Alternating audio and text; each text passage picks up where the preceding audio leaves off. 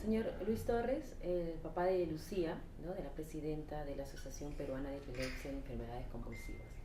Cuéntenos usted, como también parte de esta asociación, qué es lo que, cómo funciona, qué ha visto, ¿no?, durante todo ese tiempo que está apoyando usted a su hija y además a otros pacientes. Gracias por esa oportunidad. En realidad, la asociación como entidad sin fines de lucro no puede funcionar con una sola persona ni con su muy buena voluntad. Ese es el caso de Lucía.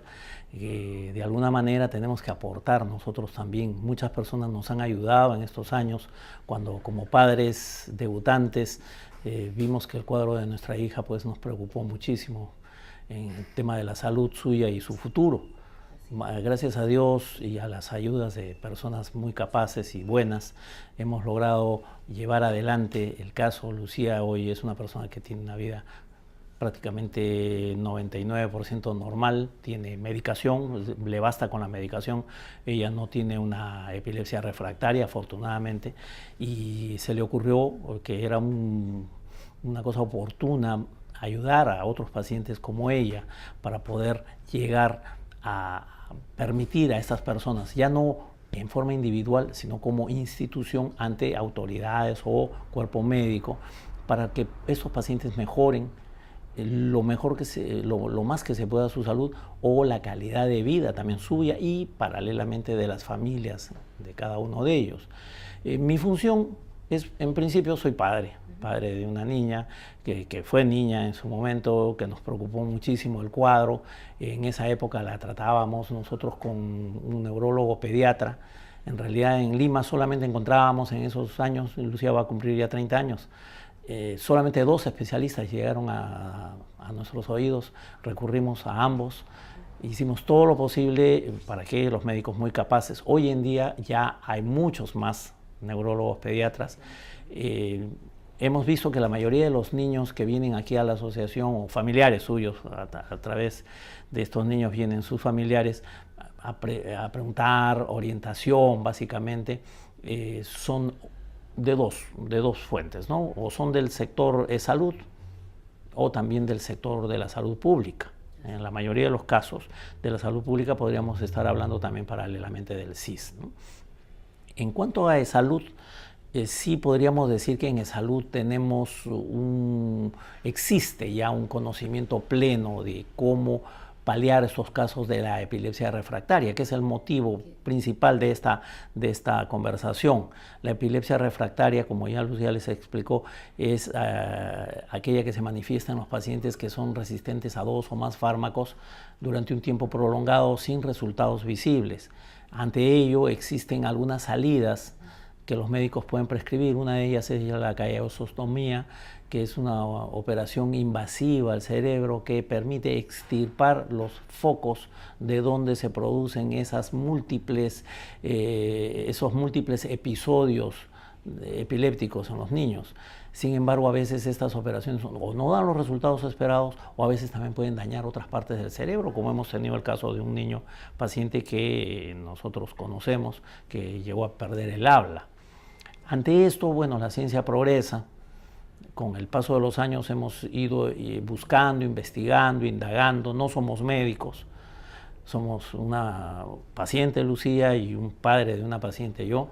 Hemos indagado sobre alternativas. Encontramos entre nuestra investigación que hay un dispositivo que por sus iniciales en el inglés, traducidas al español, es estimulador del nervio vago, conocida como BNS.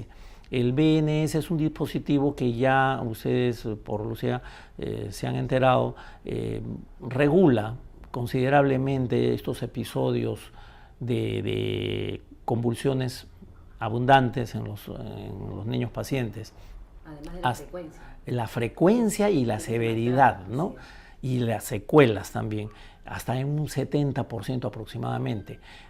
No se puede decir que esto sea pues una solución integral porque realmente la epilepsia no tiene una curación integral, pero sí tiene un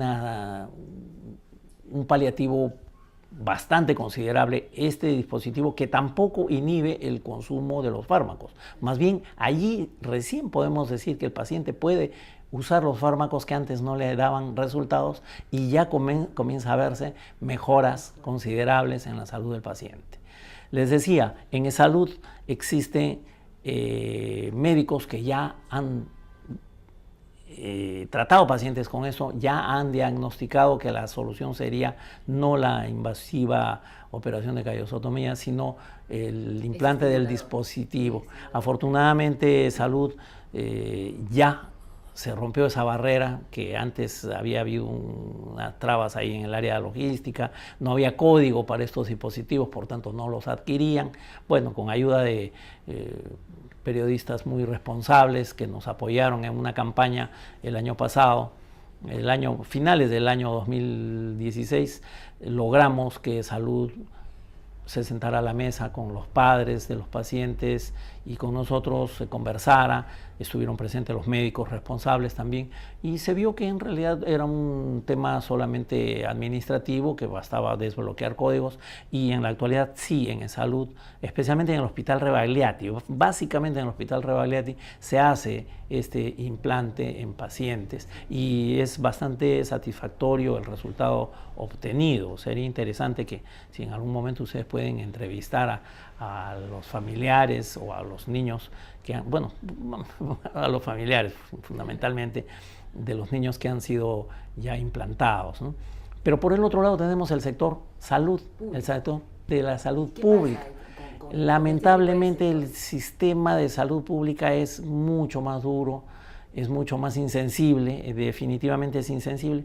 Primeramente porque las autoridades pues en salud pública cambian cada vez que cambia un gobierno o cambia un ministro y descabezan todas las áreas. Entonces todo el mundo anda sabiendo que su puesto va a durar un tiempo y trata de hacer lo menos posible para desencantar a sus autoridades jefes en esos momentos. Eso está pasando con el CIS.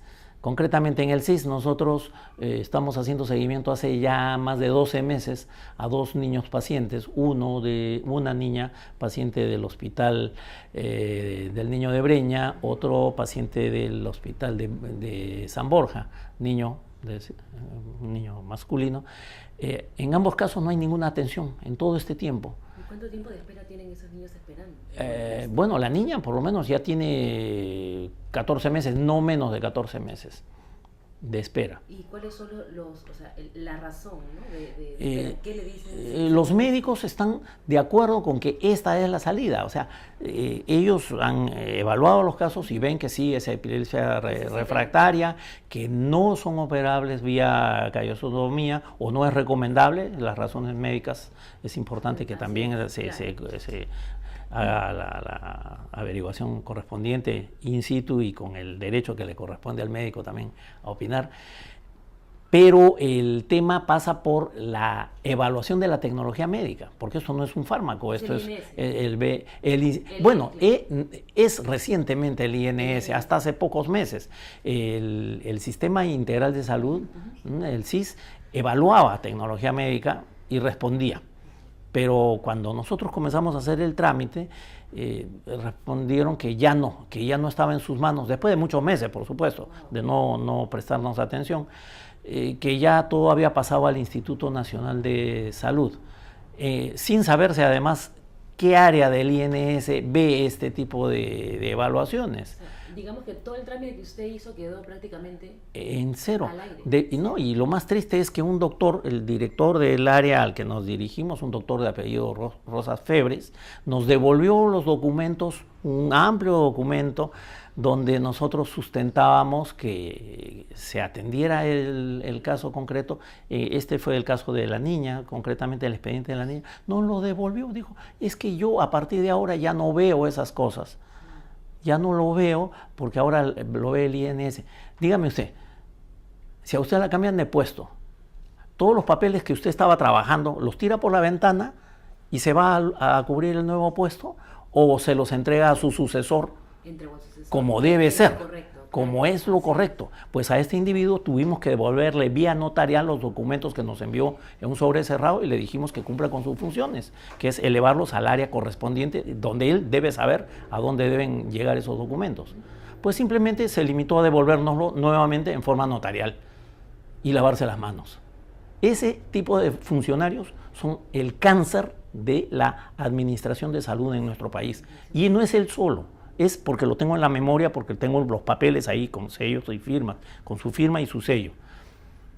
Pero como este señor hay miles a nivel nacional. Y estamos hablando de seres humanos. Falta de voluntad. De pacientes. Esa es falta de voluntad, absolutamente falta de voluntad. Y se lo digo yo, ¿por qué? Porque durante el periodo gestacional de mi hija yo me he tenido que abocar en estas labores de campo, digamos, me he tenido que ir, meterme, buscar y entrar y salir de las instituciones y he podido rozarme con estas circunstancias, ¿no? Tan complicadas. Y me encuentro que estas instituciones, usted llama al CIS y va a escuchar una grabación que va a decir, el CIS destina fondos para poder atender la salud de los pacientes. Yo no sé qué fondos destina, porque lo primero que objetan es las adquisiciones. No compran ni lo mínimo. Preguntemos en el hospital del Niño de Breña. La propia doctora Inés Caro, la doctora jefa de neuropediatría, nos dice, no tenemos ni lo básico para atender a los pacientes. ¿Cómo es posible eso? ¿Cómo es posible? ¿Qué atención le damos a la salud pública en este país? Y digamos que también ese tipo de epilepsia refractaria, o sea, no es muy común. Hay cierto sector que realmente es mínimo, ¿no? Y estas entidades, digamos que habiendo de repente, pues, como usted dice, ¿no? El dinero, porque también es parte del derecho, ¿no? De Pero la persona, claro. No pueden cubrir en cierto sector, ¿no? Y es mínimo. Es increíble que se pueda argumentar cuestiones de presupuesto cuando el tema de la salud está por delante de todo, ¿no? Yo creo que la función del Estado y del sector salud, evidentemente, es el bien público, no el cuidado del tesoro público. Para ese caso hay que comprar un mandil blanco y ponérselo a la ministra de Economía y que ella decida pues qué se compra y no se compra. Y estos funcionarios, estos malos funcionarios, simplemente no quieren molestar, no quieren estorbar, no quieren pedir ampliaciones de presupuesto o ni siquiera manejar el presupuesto que se les ha asignado. Se dice que este año va a haber un presupuesto mucho más alto para lo que es salud. Eso lo dijo la ministra saliente del primer gabinete de Pedro Pablo Kuczynski. El año 2018 vamos a tener un considerable presupuesto para salud y especialmente en el CIS. Veamos, ya va el primer mes del año y lo único que hemos recibido es una carta del Instituto Nacional de Salud, que ahora es el ente encargado de evaluar tecnología médica, y nos dice que deja a criterio de los médicos evaluadores el uso o no uso de este dispositivo en estos pacientes por los que estamos abogando, en vista de que es un paliativo. Bueno, el que me descubra un medicamento que cura 100% la epilepsia, entonces que lo vaya a buscar, que lo compre. No existe ese tipo de cura. Estamos hablando de un implante autorizado por la FDA, imagínense usted. No estamos hablando de cualquier cosa que se le ha ocurrido a un comerciante de dispositivos médicos en el país, ¿no? Y además que usted nos comenta de que en salud ya han sido operados, ¿no? Con este tipo de implante y los resultados han sido al 70%. Sí, buenos. muy satisfactorios, muy satisfactorios. ¿Cómo pueden contradecir a través de un documento? Exacto. Una cosa cuando realmente... Cuando ellos contestan, y lo bueno es que nos han contestado por escrito, con vaguedades, pero por escrito dice que no existen evidencias, ni siquiera han levantado el teléfono, es una llamada local a salud, preguntar, ¿qué neuropediatra me puede responder? ¿Tiene usted algún niño paciente? O ninguno ha llamado acá, siquiera como asociación, donde llevamos el registro de los pacientes de los niños que en Revalidati han sido implantados con el BNS, le hubiéramos dado los nombres de 3 o 4 de ellos o los nombres de sus médicos tratantes, que los llamen y les pregunten, ¿sirve o no sirve ese dispositivo? ¿Lo habrán hecho? Yo seriamente lo dudo, porque si lo hubieran hecho no nos responderían en lo que pone en esa carta. Esa carta ustedes la publican y no van a encontrar más que vaguedades, lugares comunes, ¿no? La típica del funcionario que no quiere importunar a nadie. ¿Por qué? Porque el dispositivo dicen que además menciona, para eso sí son rápidos, ¿no? Hasta mencionan un precio, ¿no? Que ni siquiera lo conocíamos nosotros y que ciertamente para mí está inflado considerablemente, ¿no? Que ese no es el precio del dispositivo, ¿no? Pero además que, bueno, sí está comprobado, ¿no? Porque, como le vuelvo a repetir, es utilizado, o sea, ya se ha implantado, estamos hablando, pues, de seres humanos, de vidas, ¿no? Evidentemente. Digamos que si pasa, a ver, estas personas que aún están esperando este tipo de respuestas, porque esto no es una respuesta, es una opinión. Así es. Así. Entonces, esas personas, digamos que cada año se van deteriorando su vida. Evidentemente. Entonces, evidentemente. digamos de aquí, cuando pase 5, 10 años, o no sé cuánto tiempo más tiene que pasar, cuando le quieran hacer ese tipo de implante, de repente hasta ya el cuerpo lo va a rechazar, porque ya está desgastado, ¿no? Entonces, imagínense qué tanta documentación, por así decirlo, para que al final, pues, no lleguen a ningún consenso, ¿no? Lamentablemente, sí. No es indolencia. Antes se decía, hace 15, 20 años, es que los presupuestos son pobres, el país no tiene recursos. Lo entendíamos, bastaba mirar las pistas nada más, ¿no? Que nadie las arregla. El sector salud era también una arista más en ese cuadro de desgracias. Pero nunca en la historia republicana del Perú hemos tenido tanto presupuesto como ahora. ¿Y qué hacemos con el presupuesto? ¿Cómo lo asignamos? ¿Cuáles son los criterios de asignación del presupuesto? ¿A quién se lo asignamos? ¿Para qué lo asignamos? Tenemos pacientes, tenemos casos. Para eso existe la sociedad civil, para eso existen asociaciones sin fines de lucro como es esta, que lo único que buscamos es hacer un apoyo a la sociedad y también enseñarle al Estado a hacer mejor su trabajo. De repente ellos no lo pueden hacer tan bien. ¿Por qué? Porque se cuidan en las espaldas, porque su puesto va a durar unos meses más. Pero dejemos que la sociedad civil también haga su trabajo. Para eso estamos nosotros. Los queremos ayudar, que nos pidan ayuda, que nos pidan información. Nosotros los podemos orientar. Es lamentable, ¿no?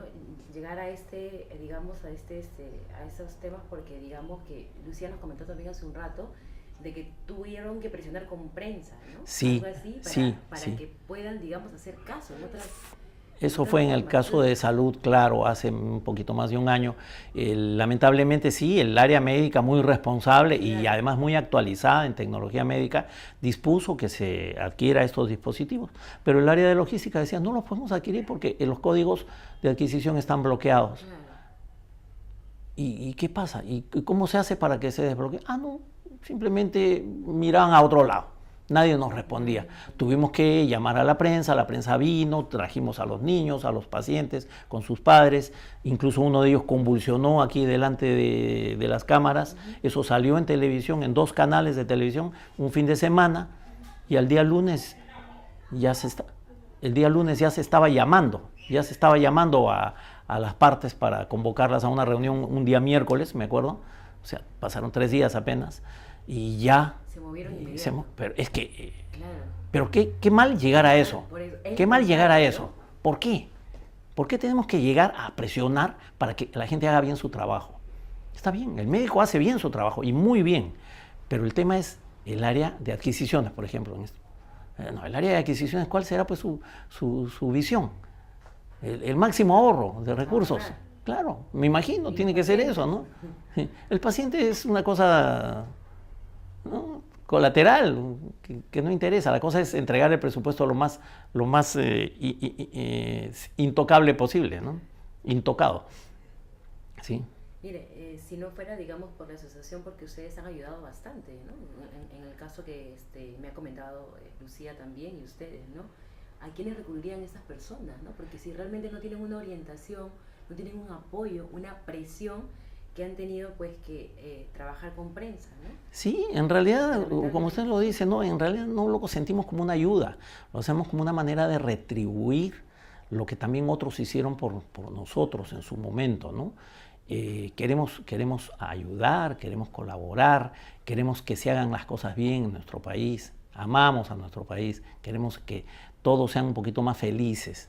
Y si en un país como el nuestro, que tanto nos ha costado recuperarnos económicamente, no se usa bien los recursos, podemos recomendar al menos las formas de que se atienda casos de niños, pacientes, personas que pueden tener un mejor presente y un mejor futuro, sí. Si es que el Estado se preocupa de ellos, que también son importantes, no son un voto hoy, ¿no? Pero eso no es suficiente pedir votos. Yo creo que más importante, nosotros creemos que es mucho más importante cumplir bien con su función. El gobierno debe hacer más por el tema de salud. Ya tenemos 3 ministros de salud en lo que va en año y medio de gobierno. Una médica, después pusieron a un señor que vino del área académica, un magíster, un doctorado en administración de empresas, más bien un gestor, cosa que también hubiera sido muy bueno para el Ministerio de Salud, pero ha durado poquito. Ahora recién entra un nuevo ministro. Lo primero que hemos escuchado en televisión es que parece que el CIS está un poquito demasiado generoso con algunos, que hay que reevaluar, a ver si algunos tienen que pagar algo o más por los servicios del CIS. Caramba, qué bueno hubiera sido averiguar si el CIS está funcionando bien, que esa habría sido la mejor noticia, ¿no? Sabiendo que él es un médico y además dicen que ha sido un médico con mucha experiencia, que ha sido presidente del capítulo de pediatría del colegio médico. Es una persona que debe estar enterada no solamente de lo que es pediatría, sino de la problemática de la salud en nuestro país, ¿no? Por algo es ministro. Esperemos, pues hay que darle un poquito de tiempo, pero muy poquito, para que se ocupe de la gestión antes de la parte de las finanzas, ¿no? Que las finanzas no van a ser el problema, creemos. Que se le recuerde por su buena labor. Bien, señor Luis, le agradezco por recibirnos y contarnos más acerca de esta asociación. Ha sido muy gentil de su parte poder compartirnos testimonios y el apoyo que ustedes brindan también a los pacientes, ¿no? Muchas gracias en nombre de nuestros pacientes. Ellos son los que realmente van a sentirse beneficiados cuando esta acción que ustedes están realizando por ellos rinda sus frutos, que estamos seguros que sí, se van a notar. Esperemos que muy pronto. Y para terminar, ¿qué más le diría usted al ministro de Salud, ¿no? Compartir lo que dijo un poquito. Sí, sabiendo que es un hombre capaz, que se ocupe del tema de la gestión, No es solamente el Ministerio de Salud y todos los ministerios en realidad no deben tener solamente especialistas dentro de la profesión. El Ministerio de Energía y Minas debe tener geólogos, especialistas en la minería, perfecto, pero también tiene que haber gestores dentro de todo organismo público. Gente que sepa manejar lo que es esto como una organización empresarial. Bueno, que dentro del Ministerio de Salud también exista un área de gestión, pero gestión no con el nombre, sino con un verdadero gestor ahí a la cabeza, a nivel de viceministro, a ese nivel, ¿no? Que no priorice pues el tema del recurso económico, sino del buen uso. Del servicio a la sociedad, que eso es lo que es la función del Estado, ¿no? El servicio a la sociedad. Bien, gracias.